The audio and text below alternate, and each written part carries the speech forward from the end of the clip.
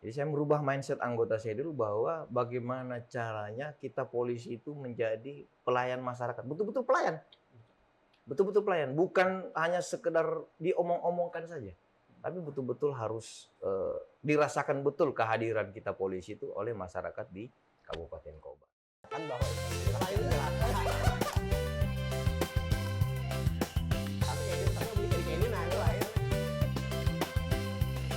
Apa lu ngeliatin gue, emang gue TV? Assalamualaikum warahmatullahi wabarakatuh, kawan-kawan. Hari ini Pandai Nemu Warung ngumpul lagi antara Yuda, Arif. Nah, hari ini ada Edisi spesial edisi kita spesial campur telur. bersama Bapak Kapolres Kota Waringin Barat. Silakan Pak, perkenalkan diri dulu pada Iya. kawan-kawan sekalian. Terima kasih. Assalamualaikum warahmatullahi wabarakatuh. Waalaikumsalam. Saya AKBP Yusfani Usman, SIK MIK, Kapolres Kota Waringin Barat. Nah, dari logatnya sampean nih asalnya diperkirakan dari Sulawesi, Pak. Ya, saya asli Bugis, Sulawesi Selatan. Nah, terus pengalamannya bisa apa nih?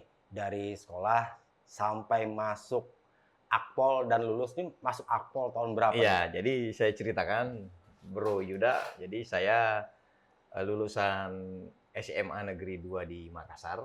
Kemudian tahun 2000 saya dinyatakan lulus Akademi Kepolisian untuk mengikuti pendidikan. Nah, jadi tahun 2000. Setelah pendidikan selesai di Akademi Kepolisian, itu kurang lebih 3,5 tahun. Jadi 2003 akhir saya sudah bertugas kembali ke Makassar.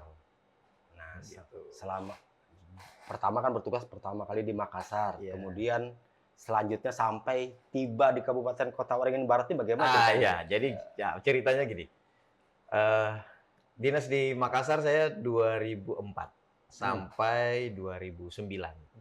Kemudian saya sekolah lagi untuk mengambil gelar S1 di PTIK. Hmm. Kemudian 2010 saya bertugas di Kalimantan Tengah. Oh, masuk Kalteng Iya, dulu ya. masuk Kalteng Masuk Kalteng. 2010. Nah, 2010 itu di Kalimantan Tengah saya sempat mengikuti pendidikan lagi, mengambil S2 PTIK itu di 2012 sampai 2014. Kemudian 2014 saya kembali lagi ke Kalimantan Tengah untuk melanjutkan penugasan. Selanjutnya saya 2019 harus mengikuti pendidikan Sespim, Sespimen ya, Sekolah Staf dan Pimpinan Tingkat Menengah, kurang lebih 7 bulan 2019. 2020 saya berdinas sebentar di Kalimantan Selatan. Oh, Wah, sempat sempat di Banjarmasin. Banjarmasin. Ya, Ya. jadi saya Iya, 2020 saya berdinas di Kalimantan Selatan sampai bulan 9 Hmm. 2020. Nah, bulan 9 saya kembali lagi ke sini, ke Kalimantan Tengah. Berarti Kalimantan Tengah. Kalteng, Kalsel, Kalsel ya, lagi. Kalselteng Iya, lah, iya, insya Allah. Alhamdulillah kan gitu. Kemudian saya dipercaya menjadi Kapolres Barito Selatan dulu. 2022 sampai akhir 2021 sampai akhir 2023. Kurang lebih 2 tahun saya berdinas di Barito Selatan. Nah, 3 Januari 2024 saya berdinas di Kabupaten Kota Waringin Barat sampai sekarang. Asik. Begitu. Nah, ini kan selama perjalanan sampean tadi sekolah sampai lulus Akpol gitu. Iya. Dulu waktu pertama kali bertugas di Makassar, Makassar. itu sampean bertugas sebagai apa dulu? Ya, jadi saya dulu di Polres KP3 Pelabuhan di Makassar itu saya sempat menjabat Pamapta waktu itu, KSPKT sekarang ya. Oh, iya, KSPKT. Kemudian jadi Kanit Ekonomi di Polresta Pelabuhan Makassar. Nah, ini kan di pelabuhan nih. Iya. Biasanya pelabuhan ini menarik-menarik ya. Iya, betul. Jalur. Ya, betul. Jadi Itu waktu ada pengalaman unik dan lucu nggak, Pak? iya, kalau di Tugas itu. pelabuhan itu ya memang paling kompleks permasalahannya. Iya. Paling kompleks permasalahan dan itu juga menjadi roda perekonomian suatu daerah. Iya, betul. Jadi semua keluar masuknya barang-barang bernilai ekonomi itu semuanya lewat pelabuhan. Pelabuhan. Yang lucu itu karena saya sekolahnya di Makassar, terus saya pendidikan di Akpol, kemudian saya dinas lagi di Makassar, itu hampir rata-rata teman-teman saya yang ketemu dengan saya kan, entah itu dia nggak pakai helm, entah itu dia melakukan pelanggaran, itu biasanya teman-teman. Waduh. Nah, itu resikonya balik tugas ke kampung sendiri seperti itu. Terpaksa harus nyolek temen juga. Iya, Aduh. jadi sempat ada protes-protes nggak Pak dari Iya, pas di kampung? ya awalnya kita dikira, oh sombong sekali kan kamu, Yus. Sombong sekali kok tentang udah jadi polisi kan, padahal bukan itu. Iya. Itu bagian dari tugas kita, profesionalisme kita Ya, menjadi anggota profesional. polisi. Tapi ya sebelumnya memang saya ingatkan dulu kan, jangan sampai ya. melakukan pelanggaran, apalagi tindak pidana karena ya waktu itu memang lagi baru-barunya masa reformasi kan Oh, waktu itu kan. 98-an. Ya, Ya, 98, baru-baru. 99. Jadi ya pendidikan hukum dan pendidikan kepada kawan-kawan saya memang harus saya ini. Akhirnya ya bagaimana caranya kita menjadikan kawan-kawan sendiri itu sebagai Iya. duta sebenarnya. Betul. Harusnya malu kalau melakukan pelanggaran begitu. Kadang-kadang nih lebih susah nih ngingati teman. Teman paling berat nih biasanya. Oh, teman. iya. Dipadahi, karena dipadahannya kita Solim lah. Iya. jangan kamu ini kepintaran, kamu hebat, apa ya? Ya kalau Bang. Iya. Nah, selama bertugas tuh Pak di sana pernah nggak nih ada teman yang memang melakukan apa namanya? Tindakan kejahatan. Iya. Dan Mau tidak terpaksa mau, ditindak, iya. kan? Mau tidak mau harus kita tindak.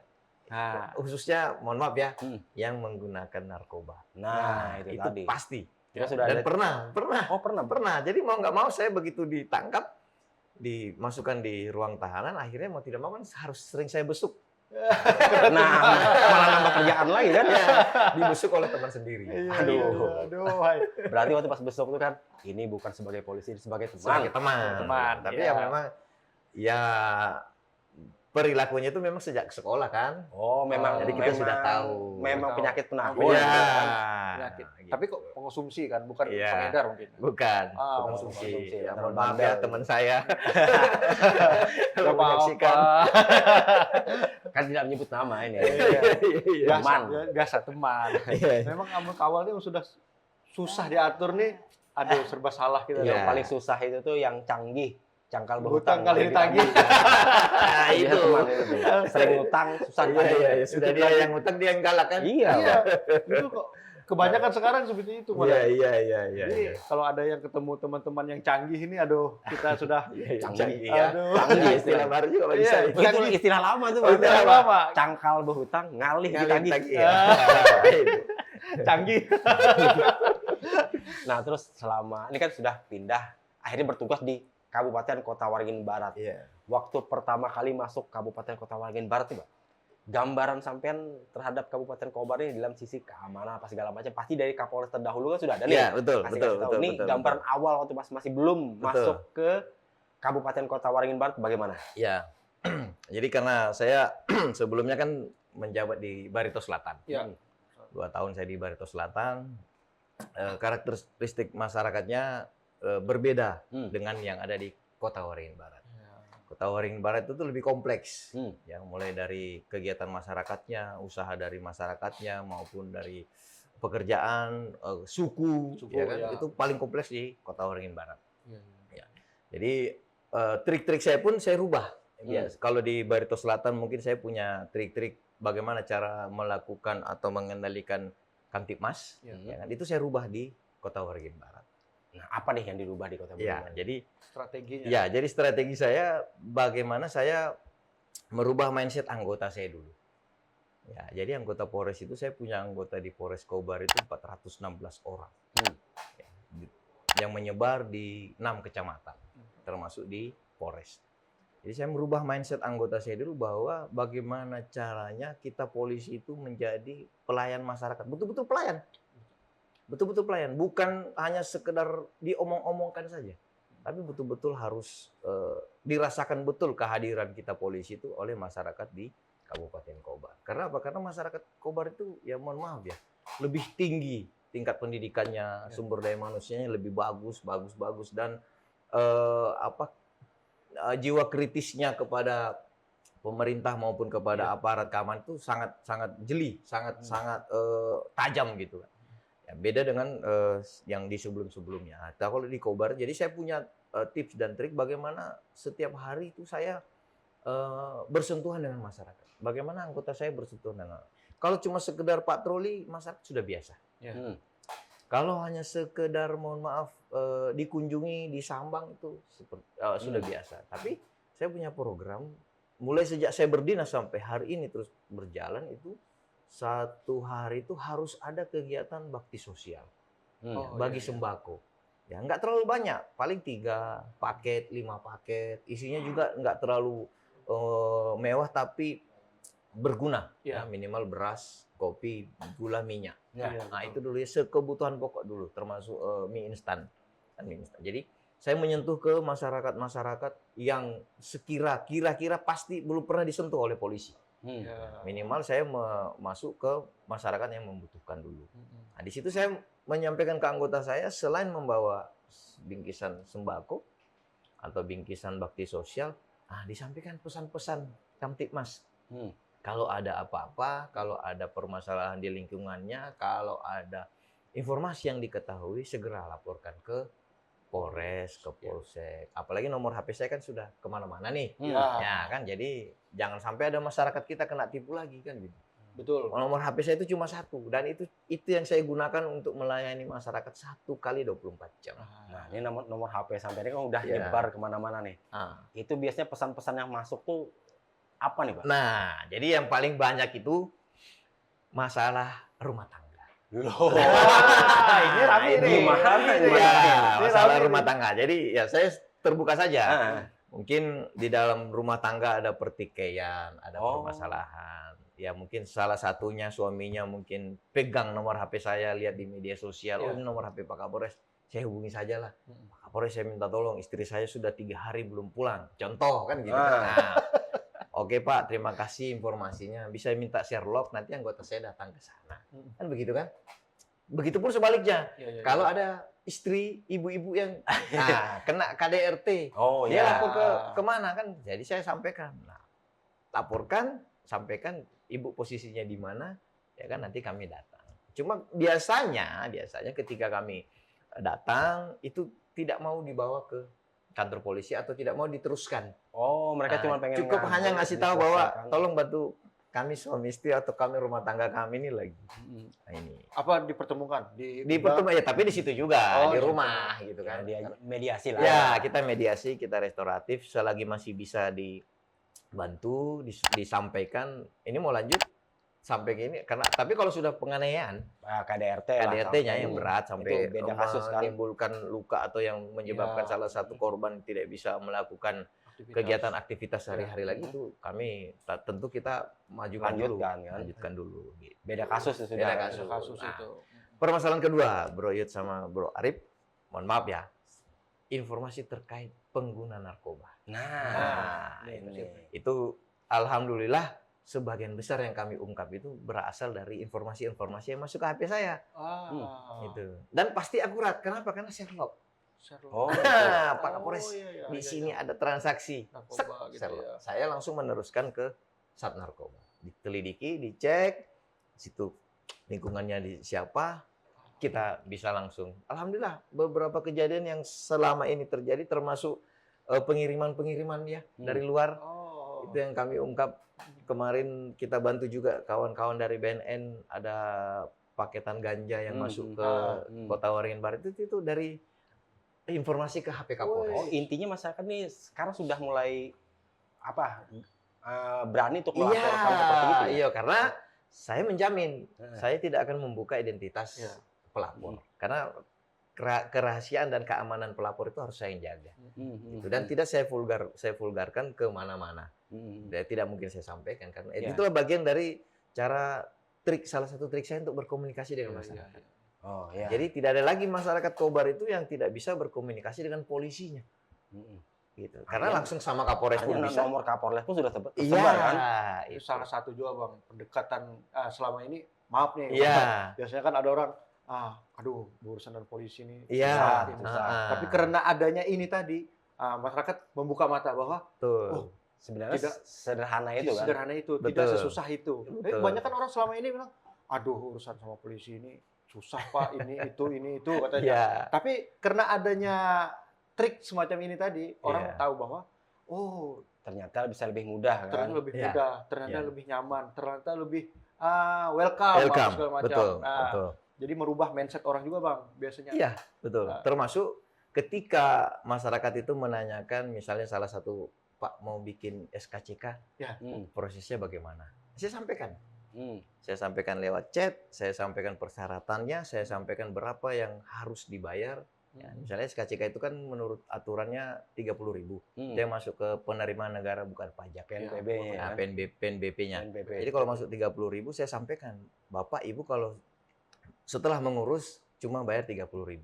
Kalau bayar lebih dari 30.000 segera lapor ke chat ke saya lagi. Iya. Kasih tahu saya siapa anggotanya yang menerima Bapak. Itu bagian dari pengawasan saya juga kepada anggota. Gitu. Oh, jadi ini memudahkan masyarakat, jadi sekaligus memudahkan sampean juga untuk melakukan pengawasan. Betul. Karena apa? Karena banyak pertanyaan, berapa biayanya Pak? Nah itu saya bilang kepada mereka lewat chat, saya sampaikan sekian, ya kan 30.000. Kalau misalnya lebih, tolong lapor saya. Nah, perlihatkan kalau Bapak Ibu sudah melapor atau menyampaikan chat lewat saya kepada yang memberikan pelayanan di loket. Nah itu dari selama bertugas di Kobar nih, ada tidak kasus yang kayak judol, terus narkoboy, terus apa tadi kekerasan lalu lintas, jadi satu kesatuan di situ, maksudnya pelakunya. Ya, jadi 3 kasus tadi itu, ya kan? Pinjam online, judi online, dan narkoba, KDRT dan narkoba itu biasanya satu paket. Ini ada datanya, datanya. Kita ada penanganan beberapa kasus itu hampir kejadian seperti itu, ya kan? Ketika sudah bermain judi online, dia akan pinjaman online. Tentang kalah, jalurnya. Oke. Ketika dia kalah, dia pinjaman online, ketika dia menang dia akan beli narkoba. Oke. Ketika dia dipengaruhi narkoba, dia akan KDRT. Kan begitu. Kalau menang. Kalau kalah, ketika dia kalah di pinjaman online, cuma satu. Yang marak belakangan ini di kejadian di Kabupaten Kobar itu adalah bunuh diri. Hampir sebagian kejadian bunuh diri itu latar belakangnya karena pinjaman online dan judi online. Jadi ini masih jadi satu kesatuan. Betul. Kan? Cuman kadang ada yang cuma dapat 1, ada yang dapat 2, ibaratnya kan dari yang disebut-sebutkan tadi. Betul. Kan. Pokoknya itu canggih tadi Bang. Canggih, canggah butang kali tadi. Terus terang kami akui untuk mengawasi satu persatu personnya itu nggak bisa. Susah. Nggak bisa karena kan semuanya server apa semua kan tidak di sini. Cuma kita hanya bisa mencegah saja, mengingatkan terus. Termasuk anggota Polri, anggota Polres Kobar itu sudah ada 2 yang saya pecat karena menggunakan narkoba. Latar belakangnya apa ya? Karena mau lari dari permasalahan. Permasalahannya apa dia menggunakan narkoba? Pinjaman online dan judi online. Gitu. Dan kami tegas, kita lurus-lurus saja kan begitu.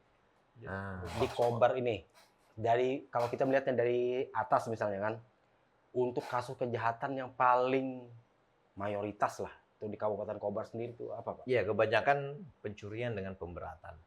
Ya, mencuri di rumah kosong, nah gitu. Kemudian ada juga pencurian buah sawit di perusahaan-perusahaan, gitu kan?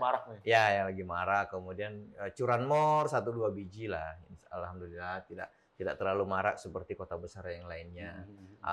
Jambret juga alhamdulillah karena kita rajin patroli, rajin ini kan. Kemudian kesadaran masyarakat juga untuk ketika kembali dari bank itu minta dikawal oleh kita apa semua, alhamdulillah sudah hampir tidak ada lah jambret. Kejadian terakhir kemarin korban jambretnya itu yang istri anggota polisi. Yang kemarin yang sempat jatuh kan? Iya, sempat jatuh itu. Setelah itu alhamdulillah hampir tidak ada terjadi.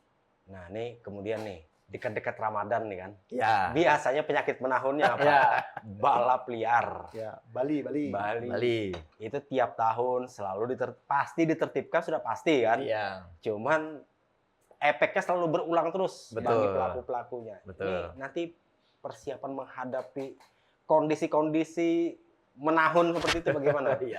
Jadi kita dari Polres Ketawaringin Barat sudah mempersiapkan tim, ya kan, sudah berjalan sejak kemarin, ya, tadi malam.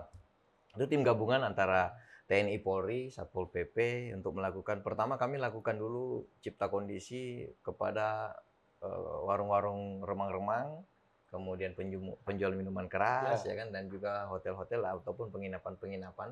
Itu kami himbau ya, kita ini menjelang Ramadan tolong ya dikurangi atau kalau bisa dihentikan, karena kan di sini kita nggak boleh nih. Nah, kemarin kita ada beberapa melakukan penindakan di kafe-kafe yang diduga sudah terbukti sih menjual minuman keras ya, dengan cara minumannya ditaruh di mobil kan gitu. Nah, transaksinya di luar, tapi minum di situ. Itu dalam sebelum Ramadan. Pada saat bulan Ramadan kami sudah punya tim anti balapan liar. Nah, rencana kami ke depan juga gabungan ya dengan kawan-kawan di Kodim dan juga di Lanut, termasuk Angkatan Laut, Lanal, untuk bersama-sama melakukan pencegahan. Ya, terus terang tahun lalu itu kurang lebih hampir 500-an roda 2 yang kami sita. Nah, coba yang untuk kita amankan terlebih dahulu. Ya, padahal kita amankan nanti kita keluarkan ya setelah Lebaran lah kan, ya, begitu paling selama sebulan dulu supaya ada efek jerah. Tapi ya yang saya inginkan itu adalah peran serta dari orang tua di rumah, peran serta dari lingkungan untuk sama-sama mengingatkan putra-putrinya. Ya ini kan mungkin karena euforia, ini sudah memasuki Ramadan, harusnya kita beribadah kan? Iya, balapan liar bukan kan? jangan balapan liar. Terus yang jadi kurang pasnya lagi balapan liar di depan rumah sakit. Nah, ya kan? Itu. Kan gimana kemanusiaannya gitu kan? Gimana kemanusiaannya di dalam rumah sakit ada yang sakit, di luar kita balapan liar. Mungkin maksudnya kayak ini, Pak. Jadi kan kalau misalnya jatuh enggak terlalu jauh gitu. Nah, itu. Kemungkinan. Nah, itu.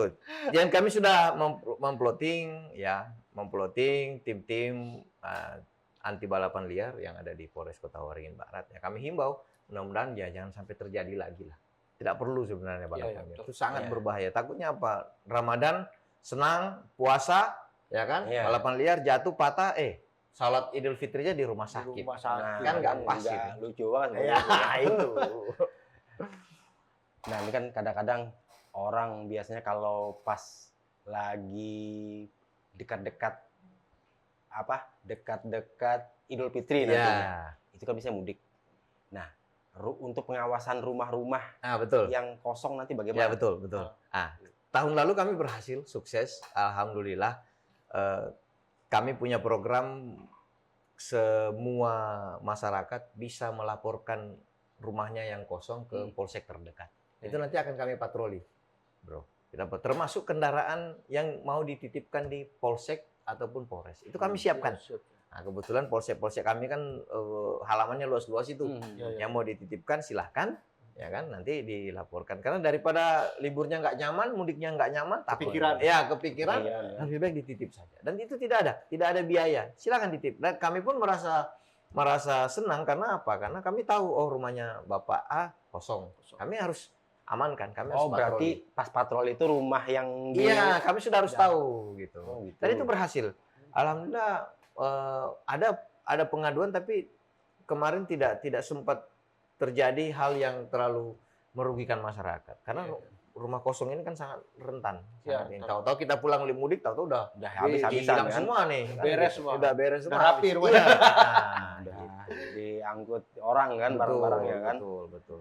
Apalagi warga kita ini kan kebanyakan pendatang ya. Nah, jadi mungkin banyak yang pulang ke Jawa, banyak yang pulang ke Sampit, ke Seruyan. Biasanya kan memanfaatkan waktu mudik ini kan untuk liburan. Betul. Tapi itu kita manfaatkan dengan cara laporkan ke polres terdekat, kita terima. Kalau perbandingan datanya, misalnya Pak, dari dulu waktu pas belum ada program seperti itulah, dan ada program seperti itu, biasanya ada penurunan nggak? Ya, terjadi penurunan. Terjadi penurunan kejadian masyarakat yang mengalami kerugian dalam hal rumah kosong itu dibobol maling. Nah, terus ini kan kemarin sempat ada operasi Zebra Telabang. Ya, Zebra Telabang. Hasilnya sementara bagaimana? Iya, jadi hasilnya alhamdulillah ya kita sudah melaksanakan kurang lebih 70 tindakan penilangan, ya kan? Tapi tindakan penilangan itu setelah kita melakukan sosialisasi dulu. Kita udah membagikan beberapa helm kepada masyarakat, juga menyampaikan brosur himbauan kepada masyarakat. Dan perlu saya sampaikan, 2024, Bro, kami tuh melakukan penindakan sebanyak 477 knalpot brong. Oh, Coba. Knalpot. Knalpot brong. Jadi 477 knalpot brong. Jadi itu sangat mengganggu. Tapi boleh dibandingkan dengan selama ini sudah mulai berkurang. Ada sih ada, tapi sudah mulai berkurang. 1-2 lah. Ya, masih 1-2. ada. untuk laka segala macam. Nah, untuk kecelakaan tingkat fatalitasnya yang paling berat itu saya sampaikan khususnya di jalur lintas provinsi. Ya kan kita kan utama, kita kan jalur utama mulai dari Pangkalan 5 ke atas itu sampai ke Amin Jaya itu sangat rentan, termasuk ke daerah Lamandau Simpang Runtuh itu juga sangat rentan karena jalan rusak ya kan, kemudian penerangan kurang. Yang paling rawan itu ketika roda 2 tidak menggunakan lampu belakang. Oh Wah, iya, itu sangat berbahaya. Sangat Banyak berbahaya. tuh. Karena apa? Karena seperti tok-tok wow. Ya, Ya kan? Kita fokus di mana, tahu dia muncul kan gitu. udah dekat lagi kan. Sangat berbahaya. Nah, itu biasanya gitu. Dan sebagian besar juga sih fatalitasnya karena human error. Karena sopirnya tidak siap untuk menghadapi jalan yang kurang bagus, penerangannya yang ini termasuk situasi di jalan rayanya sendiri. Gitu. Itu beberapa hari terakhir nih Komandan banyak kecelakaan. Betul. Kecelakaan termasuk gara-gara kondisi jalan. Jalan karena menghindari lubang Iya, gitu kan. banyak di tempat kita di daerah Kampung Baru kemarin. Iya. Dalam hampir berdekatan, kurang lebih 15 menit atau 20 menit. Iya. Jatuh satu ibu-ibu kena lubang. Setelah itu ke berapa lama ada lagi di situ. Nah, karena apalagi kita pengendara ini ya, kita walaupun sudah dewasa, kita punya sedikit kelucuan-kelucuan masa kecil yang pasti ada di kepala kita. Contoh ya, ketika ada genangan air. Kita tuh malah suka kalau genangan air itu kita tabrak. Taunya itu lubang. Nah, kita kan senang waktu kita kecil tuh kita senang itu kalau dulu naik sepeda kan gitu kan. Sekarang kita setelah bisa naik motor, kita coba kan, wah ini ada genangan, kita cus gitu kan. Taunya malah tak tahu lubang. Jebakan. Iya, itu. Makanya saya bilang human error itu salah satu faktor penyebab fatalitas dari kecelakaan. Nah, satu Komandan. Di beberapa daerah ya, utama di daerah saya Kampung Baru. Iya. Kampung Baru. Selama ini hampir rata-rata orang-orang di dekat kami situ paling malas Komandan berurusan dengan kepolisian. Iya. Tapi semenjak adanya tadi kepolisian bersosialisasi ke masyarakat, mereka bertanya kepada kami, kepada teman-teman, kayak apa urusan sama polisi ini? Apakah susah Kang? Oh, gampang, langsung kepolisian diurus. Kalau sana dibikin SIM datang ke sana, langsung urus sendiri. Semua gampang. Pokoknya nominalnya sudah tertera di situ. Betul. Jangan lewat calo. Betul. Terus bilang, oh gitu. Coba Bang antarkan. Nah, saya pernah antarkan. Nah, ini nanti daftar di sini, bawa berkas-berkasnya ke sini. Terus mereka bilang, oh ternyata berurusan sama polisi tidak separah yang kami pikirkan katanya. Jadi sebagai informasi kita juga Polres Kota Waringin Barat itu sejak tahun 2021 itu sudah meraih predikat wilayah birokrasi bersih melayani. Itu WBBM dari Kementerian Pendayagunaan Aparatur Negara, Kemenpan RB. WBBM itu kalau di sertifikat atau di award itu yang paling tinggi sudah. Dalam suatu lembaga, kementerian dan lembaga instansi jika dalam hal memberikan pelayanan kepada masyarakat. Nah, itu tiap tahun kami dievaluasi juga. Alhamdulillah sampai tahun 2025 ini kita masih bisa mempertahankan itu. Karena kalau ada komplain, ada permasalahan terkait dengan pelayanan kepolisian, nah itu langsung dicabut.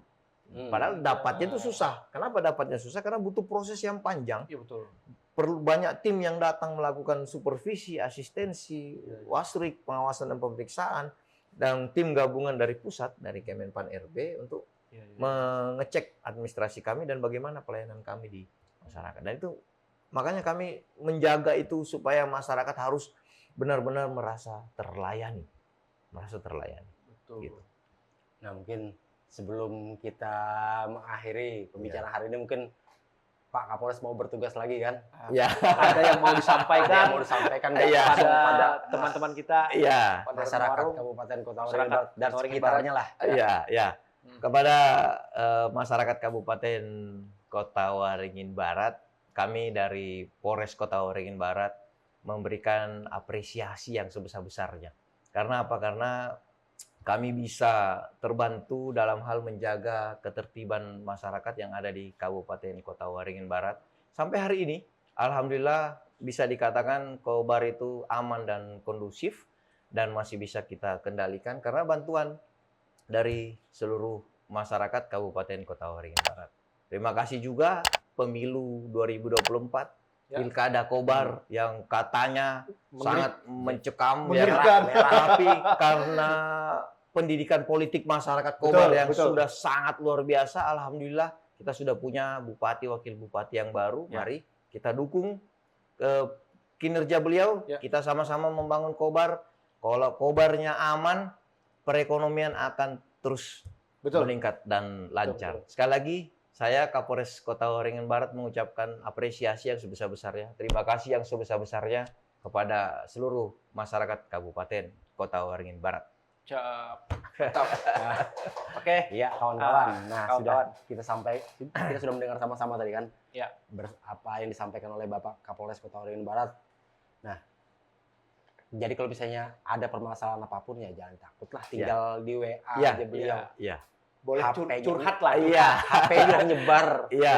Curhat dan beliau. Nah, dan ingat cuma satu aja nomor HP saya itu ya. Nah, Nah, satu. jangan sampai kena tipu. Jangan Karena tipu. sudah ada beberapa yang tertipu. Nah, Ada yang hati-hati. minta kirim pulsa. Iya, Ya, jangan. begini, ya. Iya, Betul. itu. Ingat, Oke. hati-hati dari penipuan itu tadi merugikan kita semua lah. Iya. pokoknya. Oke, Bang, kita Ya, tutup. kita akhiri pembicaraan kita hari ini. Belum. Yuda Meng. Arif Game. Yusfandi Usman. Assalamualaikum warahmatullahi warahmatullahi wabarakatuh.